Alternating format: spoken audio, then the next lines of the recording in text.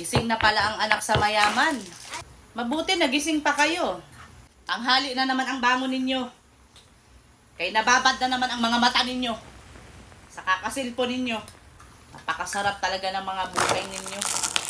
Dapat hindi pa kayo gumising. Napakahusay talaga ninyo. Pagkagising ninyo, lalamo na lang kayo. Tapos ngayon, maghahanap na ng kakainin. Kaya nagutom na. Sarap talaga ng buhay ninyo.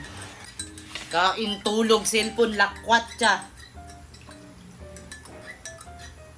Paghusayan ninyo yung estilo ninyo. Pagkagising, tutunganga. Oh, ba't nagtunganga ka pa? Hindi ka pa kakain? Senyora, kain na. Kaya kawawa ka naman kung